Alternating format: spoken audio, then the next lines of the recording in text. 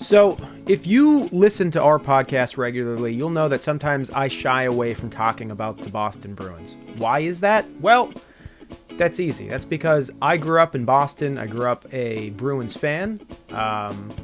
However, I'm not so much of a homer. I don't believe in being blinded by just your team and sticking within what you know. And as a responsible podcast host, I want to talk about the world of hockey. I do love the game outside of just my one team, but this is going to be one of those times where my team is in the news, so it makes sense to talk about. So what I wanted to talk about is Brad Marchand and how polarizing of a player he can be. So throughout his career, he came up into the Bruins around 2010, 2011, I believe. He has always been kind of a pest player. You know the guy who's always getting under the other team's skin, the agitator, the one who's supposed to drop penalties from other teams.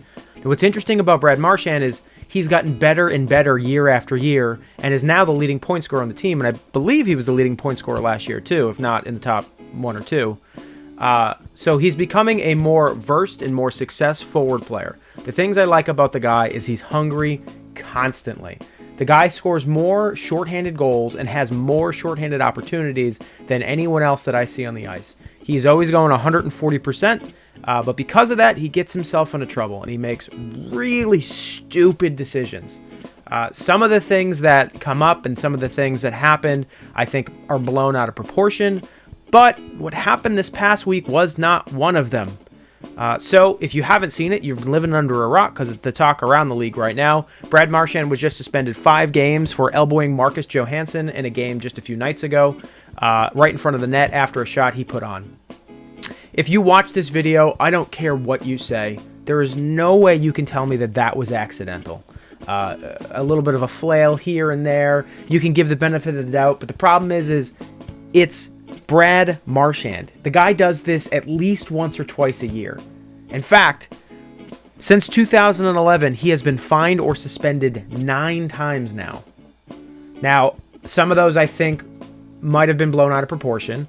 The run-in he had with Gabriel Landeskog, for instance, where he received only a $5,000 fine. I think that if that were anybody else that didn't have his reputation, he would have gotten away with that. He gets hit blindsided by Landeskog, stands up, walks over to him, and punches him in the face, glove on. Okay, it's hockey. I get it. But some of the more ridiculous low bridge clipping hits that he has, some of them I guess you can chalk up to the fact that he's 4'7" and has to go as hard as he possibly can to do anything in this league with any of these guys. But so many of them are blatantly, obviously on purpose. I think as time has gone on and as he's gotten better, he's done things to kind of let his team down. This is some of the dumbest, stupidest things that you don't have to do it anymore. Brad, what are you doing? This most recent one is his largest suspension, tied for his largest suspension, and by far his largest fine yet. He's forfeiting just about $500,000. When it's all said and done, it's about $498,000 he's giving up in the 5 games due to both lost salary as well as fines, which brings his career total in fines and suspensions to just about $1 million. I don't understand why he won't learn that you don't need to do these things. Back in November, if you remember, Marcus Johansson goes into the boards in a game against Vancouver and face plants the end boards and gives himself a concussion, and he's out for somewhere around 12, 13 games. He comes back, and now he's out with another concussion, and God only knows how long. Couple games, hopefully. We hope he comes back, but we don't really know that yet. It's a little too early. There haven't been any reports as to how severe his situation is, but we know that, obviously, the fate of Brad Marchand is 5 games. Now, in Boston, I hear 2 different things.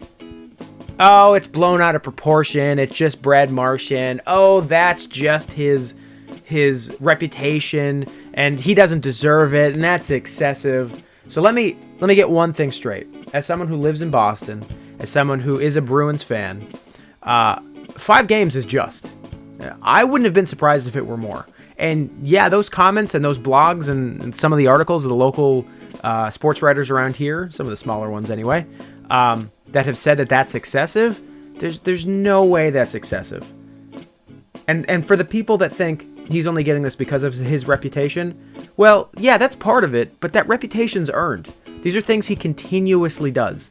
You know, I'm a fan of the guy. I think he gets better, like I said, year after year. But if he's going to continue to do this, if the NHL is really serious about eliminating needless headshots and injuries to players, these are the things you need to remove from the game. We've talked about this stuff.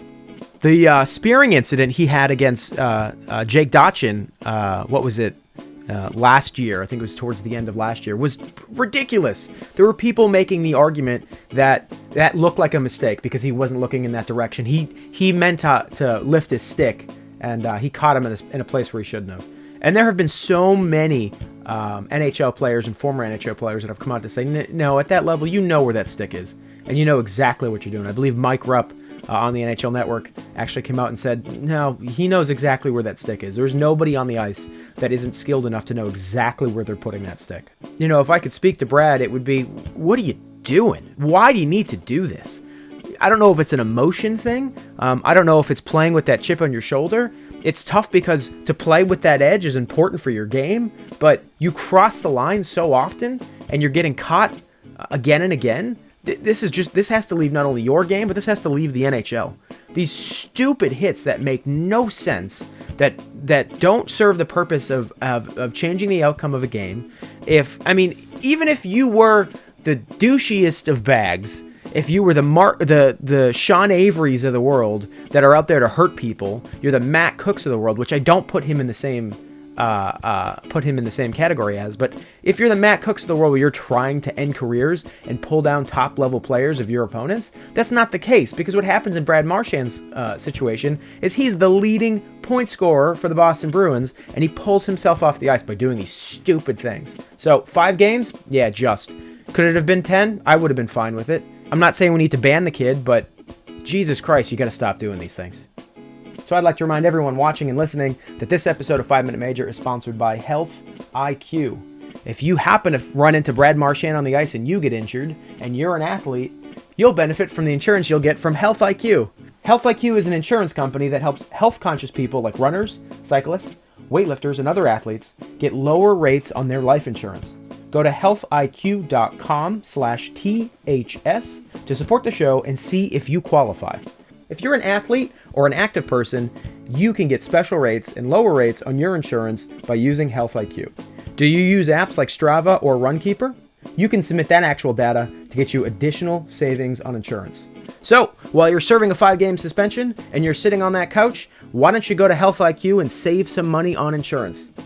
Once again, to see if you qualify and get your free quote today, go to healthiq.com/THS or mention the promo code THS when you talk to a Health IQ agent.